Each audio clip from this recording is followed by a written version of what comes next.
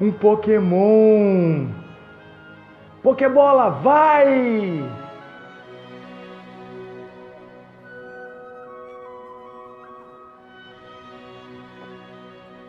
Eu peguei um Pokémon!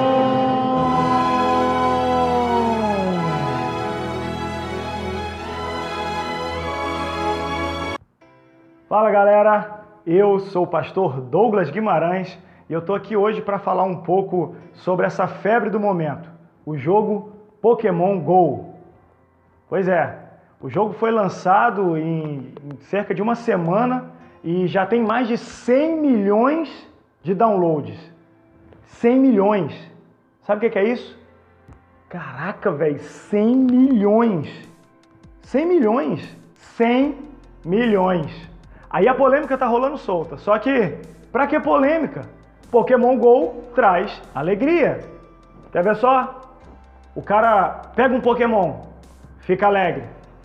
O bandido pega o celular do cara que pegou o Pokémon, fica alegre também. Todo mundo fica alegre. Todo mundo alegre. Pronto. E esse, por ser o assunto do momento, merece uma atenção especial. A gente precisa falar sobre ele. Não dá simplesmente para ignorar o que está acontecendo. Mas tudo que eu vou te pedir é o seguinte: você vai assistir esse vídeo até o final, tá bom? Até o final. Depois, você tira suas conclusões, porque eu quero falar tudo à luz da Bíblia e com muita pesquisa que eu fiz sobre o assunto. Dentro do ambiente cristão, tem umas perguntas sendo feitas, como por exemplo, pastor, esse jogo é do diabo? Ou então assim, pastor, meu filho pode jogar esse negócio? Não estou botando capeta dentro de casa não, pastor. Pastor, tira uma dúvida. É pecado instalar Pokémon GO no meu celular? É, pastor, me responde então por que um monte desses negócios, dessas Pokéstop, é tudo em igreja. Quer dizer, tem demônio na porta da igreja, não é? E aí, eu quero começar com você lendo algumas notícias que saíram desde que o Pokémon GO foi lançado no mundo. Jovem distraído bate carro em viatura enquanto jogava Pokémon GO. Mas aí eu te pergunto, quem bateu o carro? Foi o jogo ou foi o rapaz? Se ele tivesse no WhatsApp, ele não bateria o carro? Cara, isso é uma coisa engraçada, porque eu vejo gente que passa o dia inteiro no WhatsApp, no Facebook, falando mal do Pokémon GO. Quer dizer, parece incoerência. Alguém dominado pela tecnologia falando e criticando a tecnologia. Outra manchete. Estudante americano é morto enquanto jogava Pokémon GO.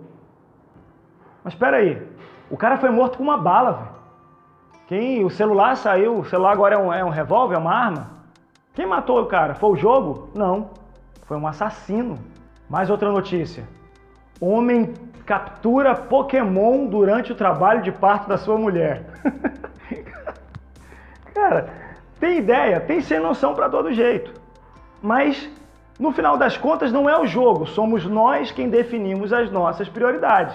Se o cara acha mais interessante pegar um Pokémon na hora do trabalho de parto da mulher, né? Agora, também tem um lado estranho dessa história, porque tem muita gente jogando Pokémon GO e desrespeitando alguns ambientes que não podiam ser desrespeitados. Tem gente querendo entrar em hospitais, tem gente querendo entrar em cemitérios, tem gente querendo entrar em repartições públicas. E aí a coisa muda de figura, porque você começa a invadir um espaço que não lhe é permitido. Eu quero deixar claro que eu não estou aqui para desrespeitar ninguém nem a opinião de ninguém. Mas tem algumas coisas que é difícil a gente engolir, porque você precisa deixar a sua mente aberta. Quer ver uma coisa? Eu comecei a receber mensagem no meu WhatsApp. A CIA, o FBI e o governo estão espionando você através desse jogo, porque agora a câmera do seu celular mostra tudo que tem dentro da sua casa. Posso te fazer uma pergunta? Você tem alguma coisa para esconder do governo? Está matando alguém? Tem drogas na sua casa? Você sequestrou alguém? Já sei, você é um terrorista. Não? Então você está com medo do governo por quê? Deixa eu te falar uma coisa. Não existe privacidade para a gente há muito tempo. O seu celular tem câmera? Você tem internet? Seu notebook tem câmera? Você tem Xbox na sua sala e ele tem uma câmera? Você não tem privacidade há muito tempo. Não existe privacidade em tecnologia. E olha, eu não estou falando isso aqui como curioso, não. Eu estudei mais de 4 anos da minha vida informática. E eu posso te garantir, não existe segurança na área de tecnologia. Não existe. Tá duvidando de mim? Então faz o seguinte, digita lá no Google assim, como construir uma bomba caseira. Depois, você começa a pesquisar sites de compra dos materiais para a confecção dessa bomba. Por fim, como a cereja do bolo, você vai lá e pesquisa alguma coisa sobre o Estado Islâmico. Se você fizer isso, sabe o que vai acontecer? Aí sim, o governo vai bater na sua porta. Isso porque não existe privacidade em tecnologia. Não existe. Então, quando você começar a receber esse monte de mensagem, esse monte de informação, cuidado com o tempo que você passa na frente do teu celular. Outra parada interessante que aconteceu foi que assim que o jogo chegou no Brasil, começou a chover pergunta para mim de ovelhas.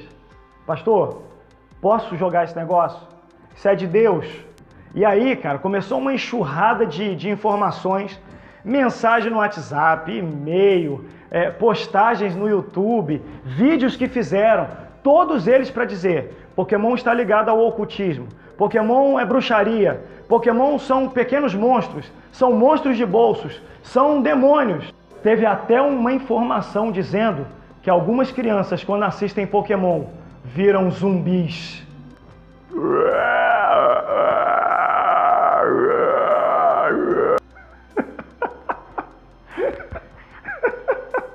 A parada é bem simples. A ideia é que o seu jogo, o Pokémon GO, ele é localizado pelo seu GPS no seu celular e com acesso à internet você interage de forma virtual. A câmera do seu celular vai filmar e existe uma realidade virtual que aponta para a existência de alguns Pokémons no jogo. E no seu celular você pode vê-los. O que eu quero dizer para você é que isso é linguagem de programação, não é demônio não. Não é demônio. Até porque, se fosse demônio, por que você não estava sentindo ele antes e agora você está sentindo? Hã? Mas aí tem gente que vira para mim e fala assim, não, pastor, mas olha, eu fiquei sabendo que o criador do Pokémon é satanista. Satanista. Ok, então eu vou te levar a pensar em outra coisa. Nós temos diversas marcas de roupa, de refrigerante, de alimentos. Nós temos marcas em todos os setores e temos proprietários dessas marcas. Alguns são evangélicos, outros são católicos, outros são espíritas, budistas, ubandistas, são ateus e por aí vai.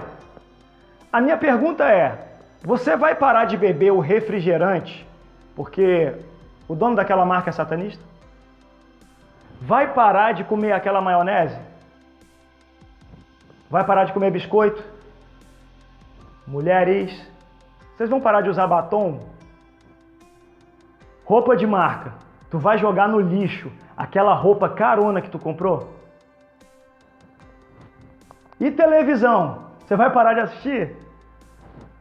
Se você não vai fazer nada disso, mesmo sabendo que existem satanistas por trás desses outros elementos, por que você quer impor que outras pessoas parem de jogar esse jogo? Só com esse argumento. Eu não estou aqui dizendo que o jogo tem que ser apoiado. O que eu estou dizendo é, o seu argumento é esse? Você sabe o que molda o meu padrão de comportamento? A Bíblia Sagrada. Só ela, mais nada. Ela é a palavra de Deus. E é na Bíblia que eu encontro as respostas. É na Bíblia que eu busco pautar o meu estilo de vida. E aí na sua casa você vai ler lá, primeira carta de Paulo aos Coríntios, capítulo 10, lê do versículo 25 até o 31, tá? O contexto é mais ou menos o seguinte. Lá em Corinto, tinha um monte de gente se convertendo. Só que também tinha um monte de gente que adorava outros deuses. E a crise dos novos cristãos era, Nós podemos ir ao mercado, nós podemos fazer compras, mesmo sabendo que essa pessoa é adoradora de outros deuses. Não podemos mais comer essas comidas. O que nós vamos fazer? E Deus, por meio do Espírito Santo, inspira o apóstolo Paulo a escrever e a nos ensinar algo fantástico. Versículo 25 e o versículo 26 do capítulo 10 de 1 Coríntios diz assim: comam de tudo o que se vende no mercado, sem fazer perguntas por causa da consciência, pois do Senhor é a terra e tudo que nela existe. Mais à frente, no versículo 30, ele ainda diz assim: se participo da refeição com ação de graças, porque sou condenado por algo pelo qual dou graças a Deus. Em outras palavras, sabe o que Paulo estava dizendo? Cara, vai no mercado, compra e não pergunta. Nem pergunta por causa da sua consciência. Compra. E quando você comprar, renda graças, dê ações de graças. Senhor, eu te agradeço por tudo. Te agradeço por isso que eu adquiri agora. Não sei se veio das mãos de alguém que adora outros deuses ou não, mas eu coloco isso diante de ti. E usufrui. Só que aí você vai ficar todo animadinho dizendo assim: ah, pastor, beleza, eu sabia, é isso aí, vamos jogar, uhul, tô nem aí se o cara é satanista. Calma lá. O texto também diz no versículo 28 o seguinte: mas se alguém lhe disser, isto foi oferecido em sacrifício, não coma, por causa da pessoa que o comentou, como da consciência. Sabe o que isso significa? Que se algum dia, abertamente, o criador do Pokémon declarar que ele é satanista e que ele ofereceu o jogo ao diabo, você não vai mais poder jogar. Agora, quero deixar um recado também para você que está aí, doido para eu falar que pode jogar só para você querer esfregar na cara dos seus pais ou da cara do seu pastor. Então, deixa eu ler 2 textos para você aqui, antes que você saia por aí dizendo que eu disse coisas que eu não disse. Êxodo, capítulo 20, versículo 12. Honra teu pai e tua mãe, a fim de que tenhas vida longa na terra que o Senhor Deus te dá. Agora, Hebreus, capítulo 13, versículo 17. Diz assim: obedeçam aos seus pastores e submetam-se à autoridade deles. Eles cuidam de vocês como quem deve prestar contas.